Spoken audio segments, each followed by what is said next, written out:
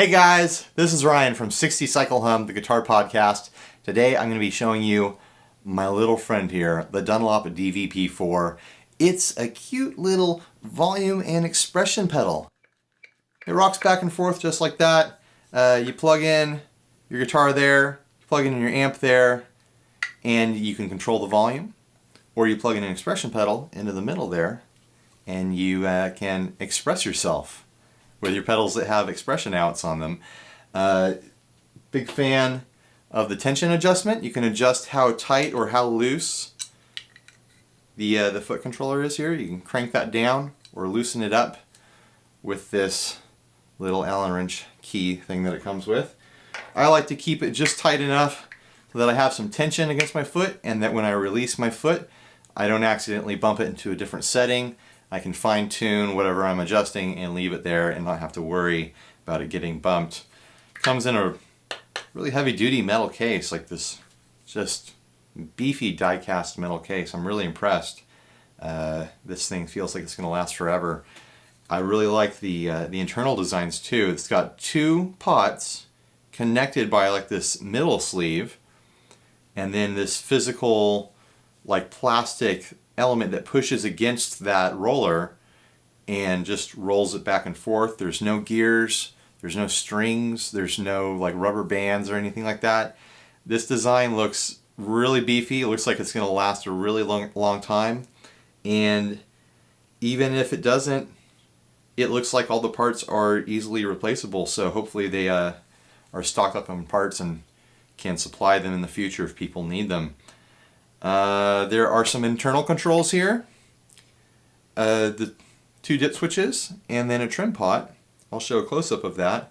The top dip switch allows you to select whether the auxiliary jack will be a tuner out or an expression pedal out. Some people like to run tuner pedals straight out of their volume to keep their tuner out of their signal chain.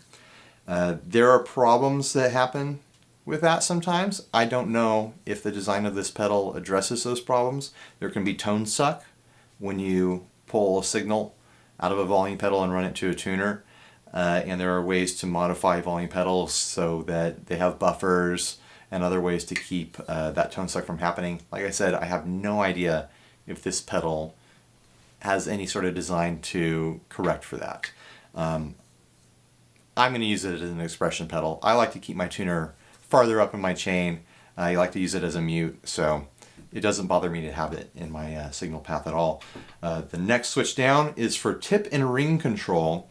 I haven't been able to figure this one out. I messed around with it and it didn't seem to change anything. It might be the pedal that I'm using it with right now. I'm using it with a Electro Harmonix pitchfork, and it didn't seem to adjust anything. In the manual over here, it claims that it reverses the tip and the ring so that you could potentially reverse the heel and the toe settings, but that doesn't seem to be the case with the pitchfork, so I'm not quite sure what's going on there. Maybe someone more knowledgeable can chime in and let me know what's going on with that. Maybe the pitchfork just uses TRS cables in a different way. I don't know. That's a mystery to me. The next control is this cute little miniature blue trim pot down here. And what that does is it adjusts the position of your heel. So typically the heel goes down to 0% on the pot. You can adjust that so that the heel will get pulled up to a higher percentage, pretty much all the way up to the toe position. So if you wanted to get 5%, if you just wanted to adjust the last 5% of your play on this thing, you could dial it in to do that. I'm a little bit mystified why they chose to have an adjustment on the heel instead of the toe.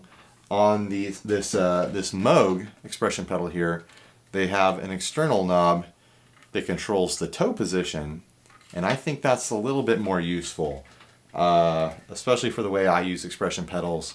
If someone out there thinks that this is more useful, please comment in the comment section below. I'd love to hear how you're using it. It's nice that it's there.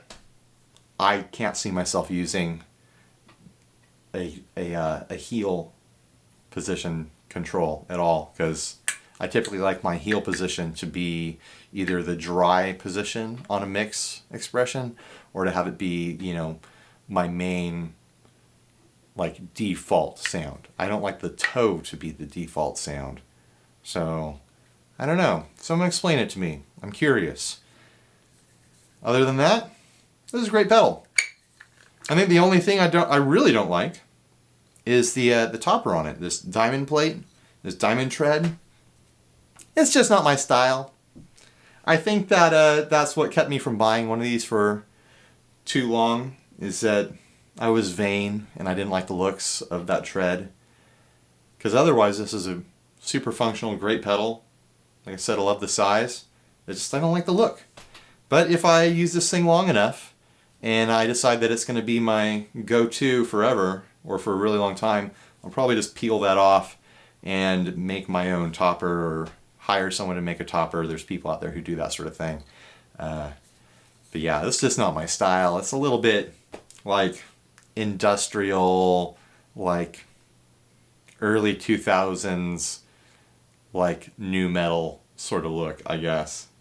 That's what it reminds me of anyways. I'm not a fan. But yeah, other than that, it's a great pedal. Let's do a little comparison to some of my older pedals over here.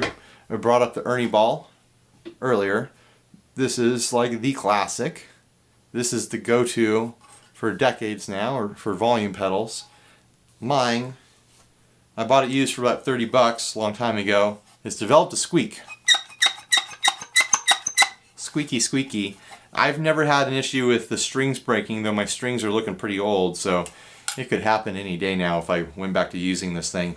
I've also developed a little bit of a crackle on the toe end. The pot cracks and crackles when I use it, so I'm not sure what that's about. The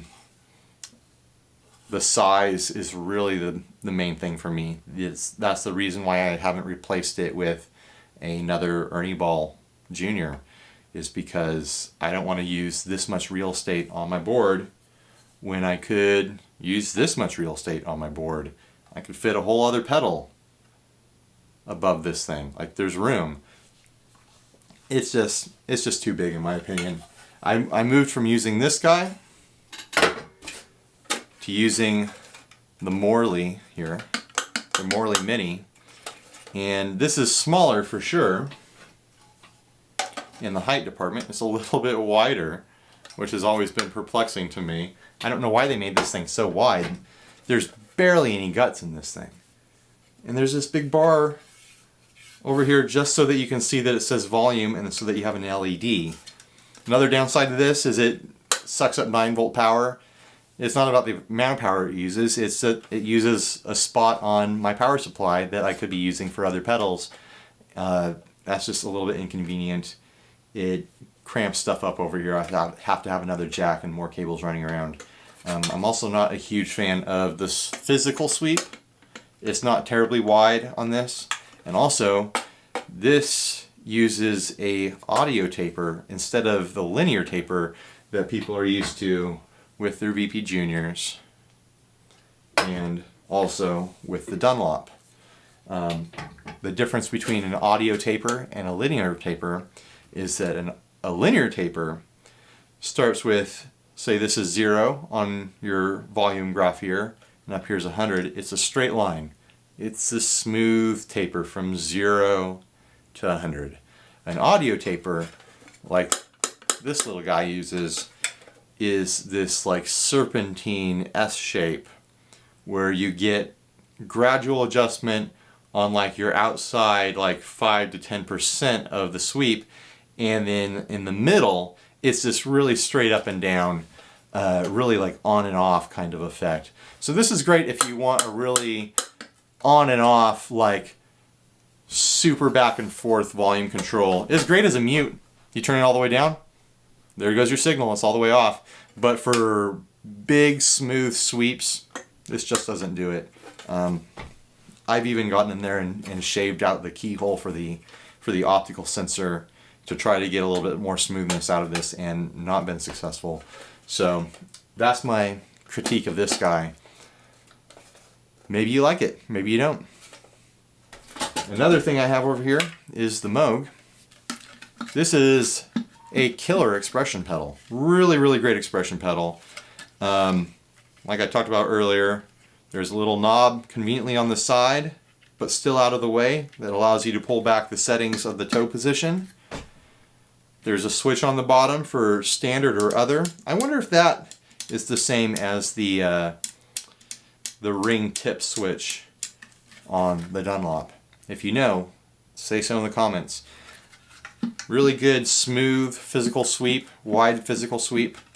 It just works. It's great. These things are like 40 bucks new. It's a great expression pedal. I just don't like the size. I cannot justify putting this on a pedal board. It just takes up too much real estate. Like, it is just as big in length and width as the Ernie ball, but then also like 1.5 inches taller. It's ridiculous. I don't know why they made it so big. Moog, if you're watching, take this, use a Honey I Shrunk the Kids ray, make it this big. Same controls, same feel, everything. Just make it smaller, guys. This is a great expression pedal, and it's super affordable. No problems with this other than the size, for sure. And I think that's it. I hope you enjoyed this. I hope you got all the information that you want. I'm going to do a little playing now. I hope you enjoy that too.